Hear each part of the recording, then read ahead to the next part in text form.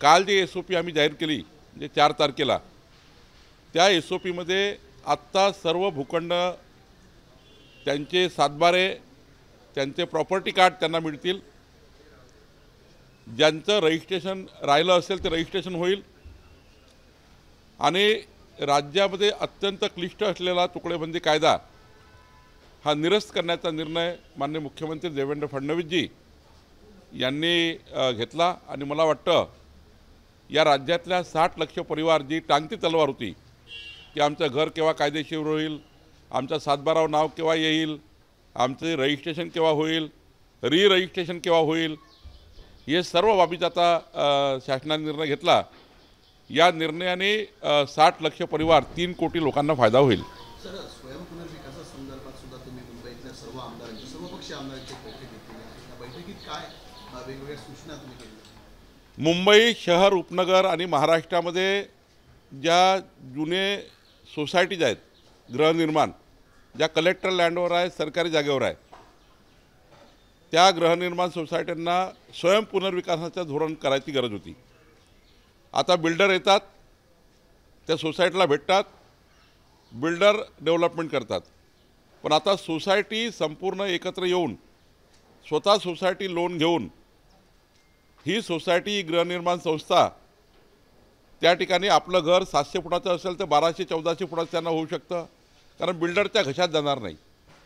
तर स्वयं पुनर्विकास केला तर जे काही त्यांना वाढीव त्यांचं घर बांधता येईल त्याकरता एकंदरीत पुनर्विकासाचं धोरण या राज्यामध्ये गरज होती. एकट्या मुंबईमध्ये 1300 भूखंड कलेक्टर लँड आहे ज्यामध्ये गृहनिर्माण संस्था आहे.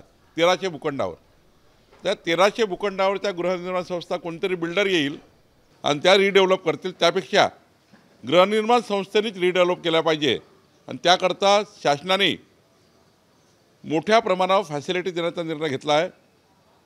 म्हणजे एकूण रेडी रेकनरच्या 5% आम्ही त्यांचे घरं कायदेशीर करून देणार आहे, क्लास 2 क्लास 1 करणार आहे.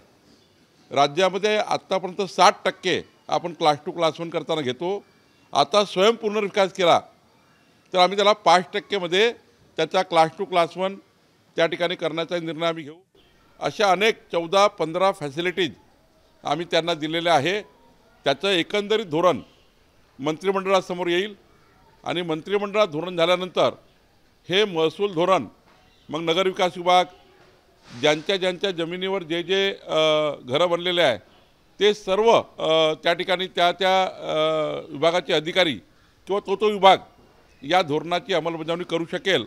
असं एकंदरीत मुंबई उपनगर आणि महाराष्ट्रामध्ये जे गृहनिर्माण संस्था आहे त्यांच्या पुनर्विकासाचं धोरण या ठिकाणी शासन आणतायत.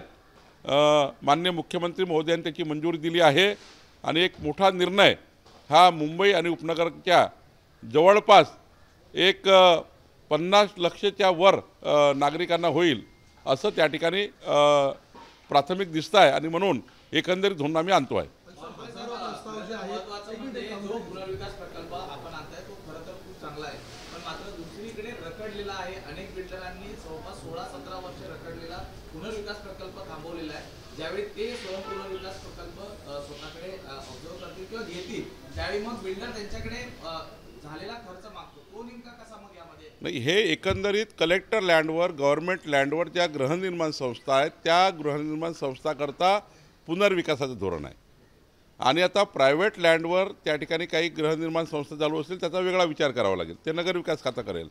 पण महसूल खात्याच्या जमिनीवर कलेक्टरेट लँडवर जे गृहनिर्माण 1300 सोसायटी आहे मुंबई शहरमध्ये, उपनगरमध्ये 230 सोसायटीज आहे ज्या गव्हर्नमेंट लँडमध्ये आहे, कलेक्टर लँडमध्ये आहे.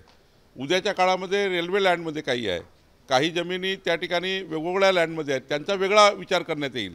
आज कुठल्या तरी पॅरेंट डिपार्टमेंटनी एक गृहनिर्माणाच्या विकासाचं धोरण आणणं आवश्यक होतं. महसूल विभाग पुढाकार घेत आहे, मग इतर विभागही पुढाकार घेतील. आणि त्यामुळं मला वाटतं एकंदरीत राज्याचं पहिलं धोरण स्वयंविकासाचं, स्वयं पुनर्विकासाचं येऊ घातलेलं आहे. आणि अत्यंत महत्त्वाचं धोरण कालच्या बैठकीमध्ये सर्वपक्षीय आमदारांनी याला धोरणाला त्या ठिकाणी त्या धोरणाला मान्यता दिलेली आहे. आता मंत्रिमंडळासमोर जाईल आणि यामध्ये निर्णय होईल. सर, पण याच्यात सर्वात मोठी अडचण जी येते की महसूल विभागाकडे प्रस्ताव जातात स्वयंपुनर्विकासाचे आणि महिने वर्षानुवर्ष ते ढकलून जातात. त्यांना एका कालमर्यादेमध्ये तुम्ही मंजूर द्यावी अशी मागणी सुद्धा अमित साटम यांनी केली होती. त्या संदर्भात काही सूचना? अमित साटमचा वेगळा विषय होता की क्लास 2चा क्लास 1 करताना आमचे म्हणजे मालकी देताना कलेक्टर लँड आहे त्याच्यात पुनर्विकास करायचा असेल त्याला आता आमच्या पॉलिसीमध्ये त्या ठिकाणी 10% पैसे भरून मालकी येतो आम्ही. त्या ठिकाणी एक वर्ष कलेक्टरकडील क्लार्कपासून तर मंत्रालयातील कक्ष अधिकाऱ्यापर्यंत एक वर्ष त्याला क्लास 2 क्लास 1 मिळत नाही. म्हणून 45 दिवसाच्या आतमध्ये क्लास 2 क्लास 1 झालं पाहिजे याचा SOP तयार करण्याचा अमित साटमची मागणी होती. ती मागणी सरकार मान्य करणार आहे. महसूल खात्याकडे 1.5 महिना लागेल पण पुनर्विकास प्रकल्प हे त्या ठिकाणी म्हाडाच्या माध्यमातून जे आता प्रवीण दरेकरच्या अध्यक्षतेखाली स्वयं पुनर्विकासाच्या धोरणाकरता जे महामंडळ तयार होत आहे त्यांच्या माध्यमातून विकासाचे प्रकल्प होईल. आमची जमीन त्यांना देण्यात येईल आणि ते मात्र मग पुढं स्वयं पुनर्विकासाचे धोरण राबवतील. सर्वोच्च न्यायालयात स्थानिक स्वराज्य संस्थांच्या निवडणुकांसंदर्भात सुनावणी आहे. 50%पेक्षा अधिक आरक्षण अनेक नगरपंचायती शिवाय जिल्हा परिषदेच्या निवडणुका जाहीर होणार आहे. त्याच्यामुळे 68% जर सुप्रीम कोर्टाचा निकाल आता वाट बघावी लागेल कारण 27% OBCना आरक्षण द्यावं ही सर्वसाधारण भूमिका आहे. यामध्ये निवडणूक आयोगाने तशी कारवाई केलेली आहे पण आता सुप्रीम कोर्टात केस गेली आहे तर मला वाटतं त्या निकालाची वाट बघावी लागेल.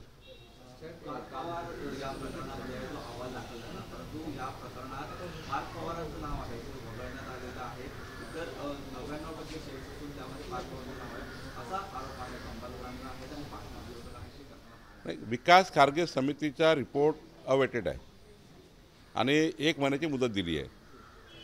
1 महिन्याच्या आतमध्ये विकास खारगे समिती आणि 5 आमचे उच्चस्तरीय अधिकाऱ्याची समिती संपूर्ण रिपोर्ट देणार आहे. या समितीसमोर अंबादास दानवेचं एक पत्र आहे. या समितीसमोर विजय वडेट्टीवारचं पत्र आहे. या समितीसमोर अंजनी दमानियाचं पत्र आहे. त्यांना हिअरिंग देणार आहोत आणि काही अजून पत्र आले आहेत. या जमिनीचा आपल्याला सर्च रिपोर्ट करावा लागेल. ही जमीन कशी त्या ठिकाणी गेलेली आहे कारण गव्हर्नमेंट लँड आहे. महार वतनापासून ते गव्हर्नमेंट लँड आहे. सर्च रिपोर्ट करावा लागेल. मग त्या ठिकाणी जमाबंदी आयुक्ताकडल्या आपल्याला भूमापन जे आहे सिटी सर्वे तो चेक करावा लागेल. त्यामुळं या समितीचा रिपोर्ट उद्या कोणीही कोर्टामध्ये म्हणजे कुठल्याही व्यक्तीला कोर्टामध्ये जाऊन यामध्ये या भूखंडाला लाटता येणार नाही. याकरता संपूर्ण हिअरिंग आम्ही त्या अमेडिया कंपनीला हिअरिंग देणार आहे. ते विकणाऱ्याला हिअरिंग देणार आहे.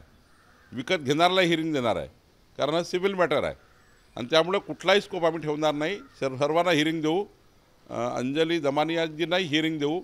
त्यांचंही म्हणणं ऐकून घेऊ आणि 100% यामध्ये कोणीही सुटणार नाही याची काळजी घेतलेली आहे. आणि त्यामुळं मला वाटतं की जेव्हा रिपोर्ट येईल तो रिपोर्ट आपल्यासमोर आम्ही सांगूच. त्यांचं म्हणणं आहे की जे रिपोर्ट आले म्हणजे आयुक्तालयांचा जो रिपोर्ट आला आहे त्याच्यात क्लीन चिट दिली आहे पार्थ पवारांना आणि इतरांना. कुठलीही दुसरी समिती नाहीच आहे. एकच समिती आहे विकास खारगे समिती. कुठली खाली कोणाला अधिकारच नाही आहे चौकशी करायचे किंवा कोणाला क्लीन चिट देण्याचे. त्यामुळे आता जे मीडियावर दाखवतात आहे या समितीने क्लीन चिट दिली त्या समितीने क्लीन चिट दिली हे धांदात खोटी बातमी आहे. राजेंद्र मोठे समितीच नाही आहे. राजेंद्र मोठे अशी समितीच बनलेली नाही आहे. एकच समिती आहे राज्यामध्ये या विषयाची ती आहे विकास खारगे समिती. आणि त्यामुळे असे राजेंद्र मोठे समिती वगैरे या विषयात नाही आहे. काहीतरी कपोलकल्पित बातमी तयार करून ते मला वाटतं चालवली आहे. IGRच्या अधीनस्थ काही अधिकारी असतील त्यांनी काही प्राथमिक चौकशी केली असतील ते त्यांचा भाग आहे पण राज्य शासनाने या पूर्ण विषयाकरता विकास खारगे समिती नेमलेली आहे.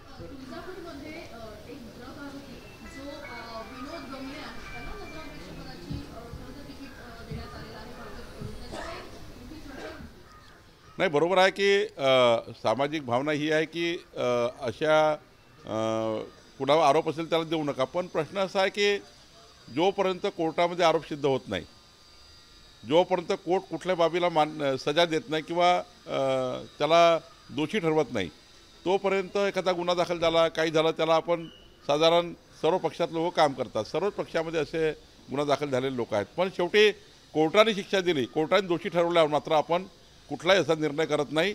या केसमध्ये कुठलाही दोषी कोर्टाने ठरवलं नाही आहे. गुन्हे दाखल झाले आणि त्या गुन्ह्याची जमानत झाली आहे. जेलमधनं बाहेर येऊन जामिनावर असताना त्याला अनेक लोक जामिनावर आहे, जामिनावर अनेक लोक आहे महाराष्ट्रामध्ये, अनेक पक्षामध्ये आहेत, यादी मोठी आहे. त्यामुळं जामिनावर असणं काही वेगळं आहे. दोषी ठरवला आहे का कोर्टाने याच्यावर अनेक निर्णय होत असतात. पद्मसिंह पाटील जे आहेत तिथले स्थानिक आमदार ज्यांच्यावरती या संदर्भात गंभीर आरोप होते, त्यांचं म्हणणं असं आहे, त्यांनी सुप्रिया सुळेंना थेट आता खुलं पत्र लिहिलंय की या घटनेनेच आपल्याला मदत केलेली होती. मी स्वतः पोलीस अधीक्षकांना त्याला जोडून दिलं होतं, मात्र त्यांच्यावरच गुन्हा दाखल करण्याची प्रक्रिया पोलिसांनी केली होती. नाही, ते राणा जगजितसिंग जास्त सांगू शकतील, त्यावर मी सांगू शकणार नाही. पण साधारण पक्षाची प्रक्रिया अशी आहे की जोपर्यंत दोषारोप किंवा दोष त्या ठिकाणी सिद्ध होत नाही, कोर्टाने सजा देत नाही, तोपर्यंत आपण जमानतीवर वगैरे अनेक लोक लढतात, अनेक पक्षामध्ये लढतात. त्यामुळं त्याला काही फार मला वाटतं याच्यामध्ये फार चर्चेचा विषय नाही. निवडणुकामध्ये शिवसेना, तुमचा सहकारी पक्ष आणि भाजपचे सध्या सलगीतुरा सुरू असल्याचं पाहायला मिळतं, अशा बातम्या येत आहेत. त्यामुळे दोन्ही पक्षाच्या नेत्यामध्ये आणि कार्यकर्त्यांमध्ये संभ्रम निर्माण झालेला आहे. कालच्या बैठकीत बहिष्कार घातल्याचं समोर आलं होतं. बातम्या तुम्ही तयार करता, त्याचे उत्तर आम्हाला द्यावं लागतं. असं आहे की 10 वर्षांनी निवडणुका झाल्या आहेत, नगरपालिका नगरपंचायतच्या. कुणालाच थांबायचं नाही आहे. भाजपकडल्या कार्यकर्त्याला थांबायचं नाही आहे, राष्ट्रवादीमध्ये थांबायचं नाही आहे. एखाद्याला तिकीट एका पदावर एकावेळी एकच व्यक्ती आपण लढवू शकतो. त्यावेळी 4 लोक आहेत, मग 4 ऑप्शन तयार झाले आहे. म्हणजे भाजपचा कोणी शिवसेनेत चालला, शिवसेनेचा राष्ट्रवादी चालला, राष्ट्रवादीचा भाजपमध्ये येतो आहे, चौघाच्याही भलतीकडे जातो आहे. त्यामुळं थोड्या उड्या मारणं सुरू आहे. याचा कलगीतुरा नाही आहे. आता तो कार्यकर्ता स्थानिक लेवलला त्या ठिकाणी हा निर्णय करतो आहे की मला तिकीट नाही मिळाली म्हणून मी दुसऱ्या पार्टीत जातो आहे. त्याला वरचा का संबंध आहे महायुतीचा? महायुती प्रयत्न करते आहे की तू जाऊ नये, तिथले स्थानिक लोक प्रयत्न करत आहेत.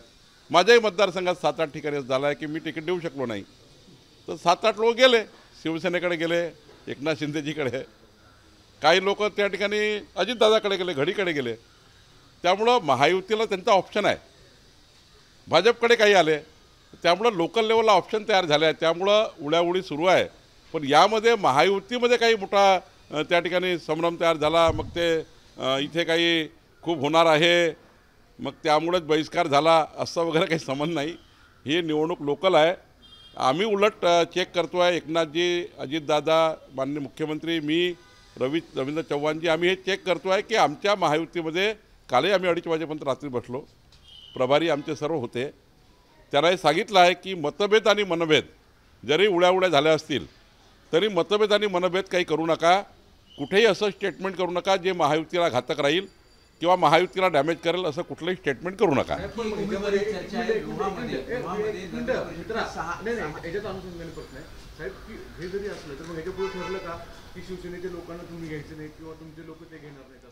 महाराष्ट्रातल्या वरच्या नेत्यांनी ठरवलं आहे की कुठल्याही परिस्थितीमध्ये महायुतीमधले लोक त्या ठिकाणी घ्यायचे नाही. परंतु स्थानिक लेवलला काही उड्या सुरू आहे. त्यामुळं स्थानिक लेवलला फार काही असं खूप त्या ठिकाणी दबाव टाकून, खूप त्या ठिकाणी प्रेशराईज करून स्थानिक कार्यकर्ते मात्र त्यांच्या आयुष्याच्या निवडणुकीचा प्रश्न असल्यामुळं आता जिल्हा परिषदमध्ये हीच परिस्थिती होणार आहे. महानगरपालिकेला ही स्थिती येणार आहे की आम्ही तिकीट देऊ शकणार नाही. काही ठिकाणी एकनाथजी देऊ शकणार नाही, काही ठिकाणी अजित पवार देऊ शकणार नाही. त्यामुळं त्यांच्याकडे हा प्रश्न येणारच आहे, उड्याउडी होणारच आहे.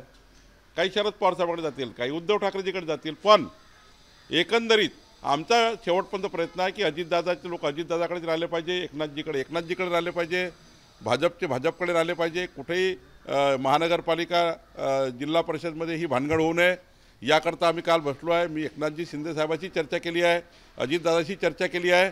मला वाटतं की तटकरे साहेबांशी काल माझी चर्चा झाली आहे आणि त्यामुळं माननीय मुख्यमंत्र्यांनी सर्वांशी चर्चा केली आहे. निश्चितपणे महायुतीमध्ये कोणताही व्यक्ती कुठे जाणार नाही याची काळजी आम्ही वरचे लोक घेऊ. पण स्थानिक लेवलला काही झालं तर ते बघावं लागेल. स्थानिक लेवलचा हा प्रश्न आला, परंतु आता मंत्रीच आहेत, म्हणजे एकनाथ शिंदेचे मंत्री आहेत, ते एकनाथ शिंदेचं ऐकत नाही, ते फडणवीसांना बॉस म्हणायला लागले. आणि भाजप आहेत ते पुन्हा एकदा याच मित्रपक्षातील काही लोक आहेत ते फोडण्याचा प्रकार करतील असा आरोप अंबादास दानवे असतील किंवा विरोधक असतील त्यांच्याकडून करण्यात आलेला आहे. काय बघा, अंबादास दानवेचं जे काही वक्तव्य असेल ना ते राजकीय आहे. कुणीही एकनाथ शिंदेचा कुठलाही मंत्री शेवटी मुख्यमंत्र्याकडे जाणं आवश्यक आहे.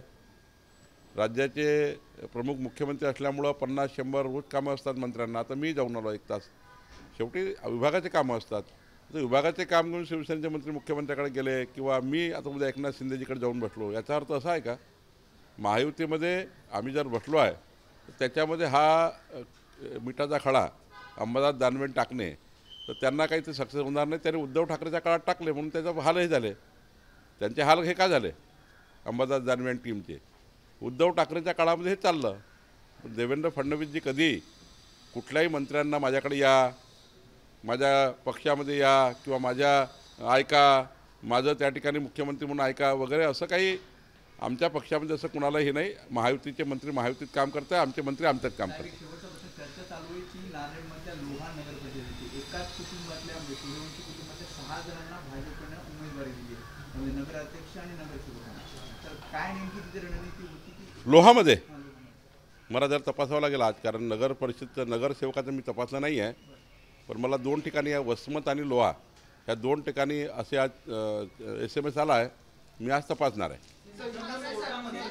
नवाब मलिक यांच्या विरोधातील जे आरोप आहेत ते सिद्ध झालेले आहेत. तर याच विषयामध्ये आहेत ते सरकारमध्ये जे आता आहेत त्यांना आल्याच्या नंतर असे आरोप आहेत ते संत म्हणून वापरतात. परंतु जे आरोप आहेत त्यांच्याकडे कसं काय बघताय असं देखील आरोप आहेत ते करण्यात आलेले आहे. कारण जे विरोधक आहेत ते बोलतात की त्यांच्याकडे ज्यांच्यावर ते आरोप असतात त्यांना जवळ घेतात आणि जवळ घेतल्यानंतर त्यांचे संत होतात. आता अजितदादा आणि त्यांचा पक्ष हा नवाब मलिकाबद्दल निर्णय करेल. आम्ही अजितदादा महायुतीमध्ये आहे, त्यांचा पक्ष त्याच्यामध्ये कसा निर्णय करतो त्यांच्यावर मला वाटतं अवलंबून आहे. निवडणूक आयोगाच्या काल छाननी झाली तेव्हाच निवडणूक आयोगाने 2 पत्रक काढले. तर दोन्ही पत्रकामध्ये वेगवेगळे विषय जे आहेत ते दिसून आलेले आहेत की नवीन उमेदवाराच्या अर्जावर 1 सूचकची सही असेल तर तो अर्ज बाद होणार. दुसरं परिपत्रक काढलेलं आहे त्याच्यामध्ये असं सांगितलं आहे की नवीन उमेदवाराने 5 सूचकांच्या स्वाक्षरीसह अर्ज दाखल केला असेल तर त्याचा अर्ज पात्र ठरतो. त्याच्यामुळे सगळे कन्फ्यूज आहेत. छोटे पक्ष जे आहेत वेगवेगळे कन्फ्यूज आहेत, त्यांचंही उमेदवारी जाण्याची शक्यता आहे. माझी माहिती अशी आहे की कुठलाही जो राष्ट्रीय पक्ष आहे किंवा राज्याचा पक्ष आहे त्यांना उमेदवारी देताना 5 सूचकाची सही लागते. आणि काही उमेदवार हे एका सूचकाला भाजपचे तिकीट मागतात, एक सूचक देऊन राष्ट्रवादीचे तिकीट मागतात. नोंदणीकृत पक्षाची तिकीट मागायची असेल तर 5 सूचक लागतात अशी माझी माहिती आहे. आता 5 सूचक नसेल तर तो अर्ज त्या ठिकाणी ग्राह्य होणार नाही. मधल्या काळामध्ये काहीतरी एक पत्र असं निघालं की एक सूचक असेल तरी त्याचं ग्राह्य धरा. ते मला वाटतं चुकीचं असेल आणि म्हणून त्या ठिकाणी निवडणूक आयोगाने काही रद्द केलं असेल असं वाटतं. हे 17 तारखेचं पत्रक होतं ज्याच्यामध्ये 1 सूचक सांगितलेलं, मात्र आयोगाने आता 18 तारखेला पत्रक काढून 17चं पत्रक रद्द केलेलं आहे आणि 5 सूचक सांगितलेत. आणि जर तो तशा प्रकारे अर्ज असेल तर तो अपक्ष ग्राह्य धरला जाईल. नाही, मला पूर्ण तपासावं लागेल. दोन्ही पत्र मी बघितले आहे, पण त्याच्यातलं संपूर्ण बघितलं नाही आहे. त्यामुळं मला बघावं लागेल आणि चेक करावं लागेल की आयोगाने काय म्हटलेलं आहे. दोन्ही पत्र रद्द केल्याचं मी बघितलं, एक रद्द केलं, एक घेतलेलं आहे. थोडं मला बघून सांगावं लागेल. सर, एक शेवटचा प्रश्न घेतो. मुंब्रामध्ये शरद पवार गटाचे जे शहराध्यक्ष आहेत त्यांनी पाकिस्तान जिंदाबादच्या घोषणा दिलेल्या होत्या जितेंद्र आव्हाड यांच्या उपस्थितीमध्ये, असा आरोप होत होता. आता शेवटी पोलिसांनी त्या ठिकाणी गुन्हा दाखल केला आहे. शमीन खान असं त्यांचं नाव आहे. गुन्हा दाखल केलाच पाहिजे. या देशामध्ये राहून पाकिस्तानचे झेंडे फडकवणे, पाकिस्तानचा जय जयकार करणे यावर गुन्हा दाखलच केला पाहिजे आणि कडक कारवाई केली पाहिजे. देशद्रोह एक प्रकारचा. असंच झालं होतं मागच्या उद्धव ठाकरेंच्या उमेदवार निवडून आले नाशिकमध्ये, खासदार परभणीमध्ये आले, धाराशिवमध्ये आले, त्यांनी पाकिस्तानचे झेंडे फडकवले. हे देशद्रोही लोक आहे, यांच्यावर गुन्हे दाखल झाले पाहिजे आणि कडक कारवाई झाली पाहिजे. म्हणजे काही तर त्या ठिकाणी हद्दपार केले पाहिजे. कालच्या एकूणच घटनेवरनं विनायक राऊतांनी आता एक स्टेटमेंट केलंय की आता भाजपला शिंदे आणि राष्ट्रवादीची गरज पडलेली नाहीये, त्यामुळे त्यांना ठेचण्याचा प्रयत्न हा शब्द वापरलाय. असं त्यांनी केलं. खुबऱ्या आता ठेचतंय भाजपचं. आम्ही महायुतीमध्ये 2047 पर्यंत राहणार आहोत. 2047 पर्यंत. त्यामुळं आता विनायक राऊत असतील, अंबादास दानवे असतील, यांना कुबड्याची गरज आहे. आम्ही महायुतीमधले एकत्र आहोत, आम्हाला एकामेकाला कुबड्या समजत नाही आहे. त्यामुळं 2047 पर्यंत वाट बघा. आम्ही सर्व महायुती NDA 2047 पर्यंत देशामध्ये आणि महाराष्ट्रामध्ये एकत्र राहणार आहोत. ABP माझा, उघडा डोळे बघा नीट.